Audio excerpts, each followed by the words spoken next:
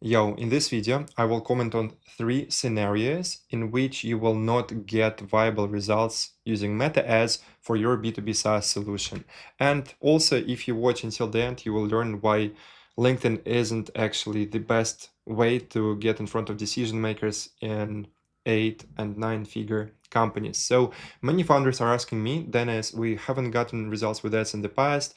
Who the hell runs meta ads for B2B SaaS? And they keep asking me that while DMing 100 people a day and writing blogs for years.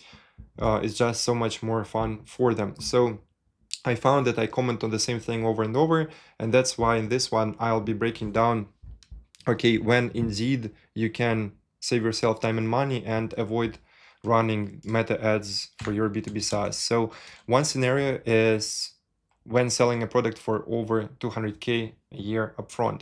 So there are many cases when you land enterprise buyers into checks of 10K a month and, for example, 5K a month, 10K, 12K a month. But if you start going north of that and your business model requires that you land the checks of 150 to 150K upfront, then potentially this is like not gonna be the route for you. Haven't come across that many enterprise solutions which would not be able to introduce some smaller commitment type offer.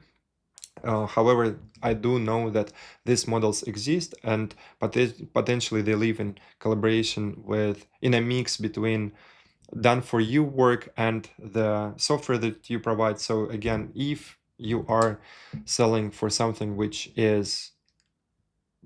requires an investment of at least multiple 6 figures upfront, then usually it's not the best route. Then you may indeed be better off reaching out to those 300 people who can buy from you personally, because your market size in that case might be like Fortune 1000 companies and not many more of them.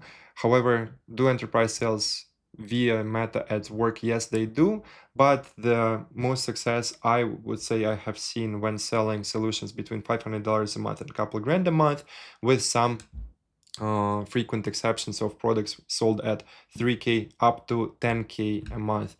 Beyond that, I would say that have not seen that many practices. And the reason that is because even though Meta has 3.5 billion people, the thing which happens is you, I believe, would run out of the market size too quickly. I would say that the main strength of Meta lives in the fact that it can understand who are those types of people to get your solution in front of.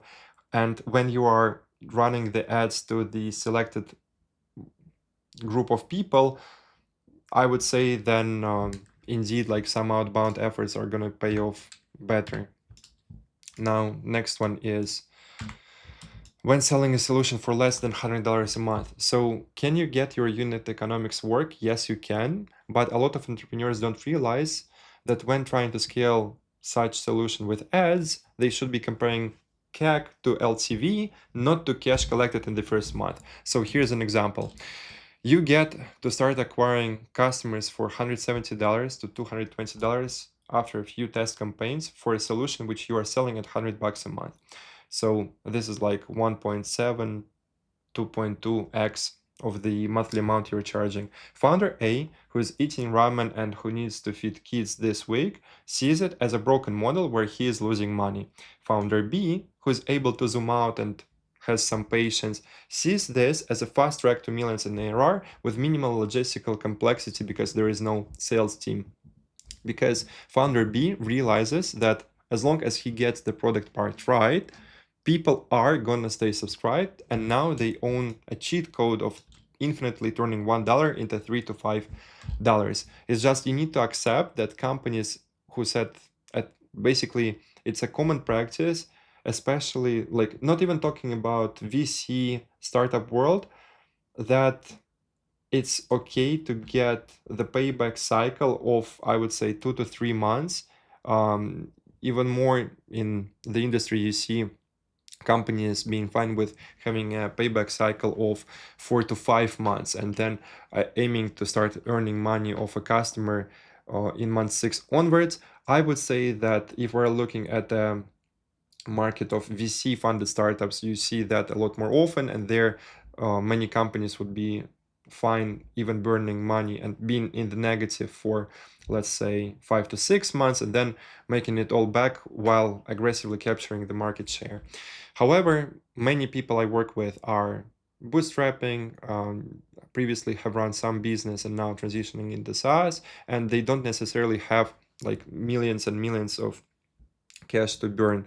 Not saying to you that this is like a must, but it's just one of the reasons why I find it so much easier to be scaling solutions which are priced between $400 a month to 3K a month, or alternatively it's like 5 to 10K upfront amounts being sold, because it's just much easier for you to mentally get your first unit economics to work out. Secondly, you can imagine you spend 1K in ads, you turn this into 1 to 2K MRR. So you start earning money off a client in the same month or the next month.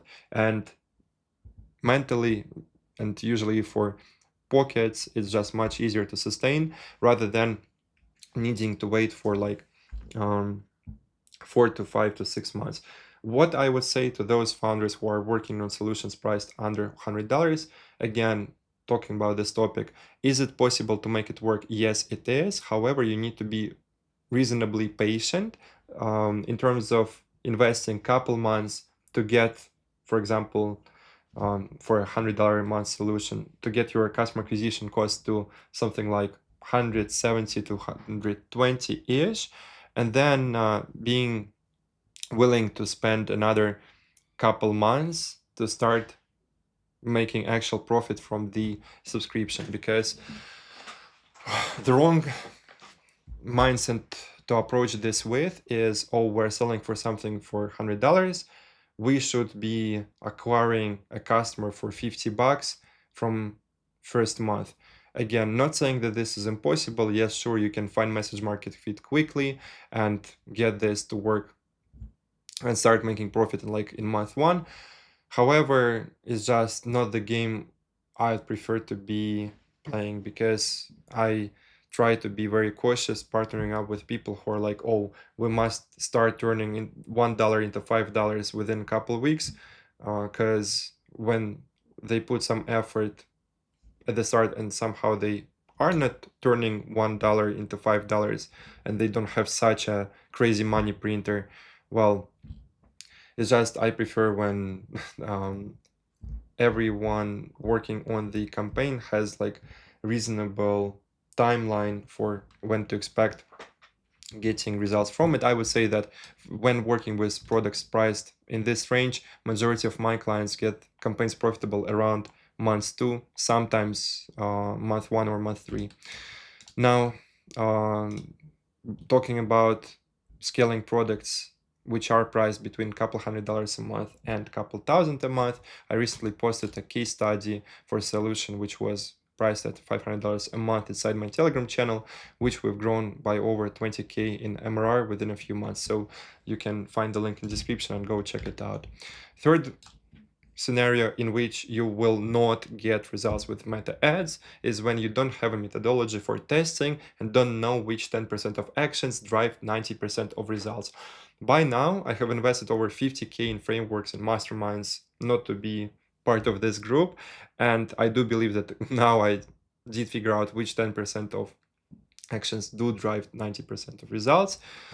So if you are going into meta ads, trying to go with the flow or playing with things here and there, instead of following a proven path when it comes to scaling with ads, then just stop lying to yourself and accept that this is your expensive hobby, because you are competing against teams who have been on the market for years and often have a lot deeper pockets. So without any competitive edge, your ad experiments are gonna turn into donating to Mark Zuckerberg for 8 to 12 months before you get profitable.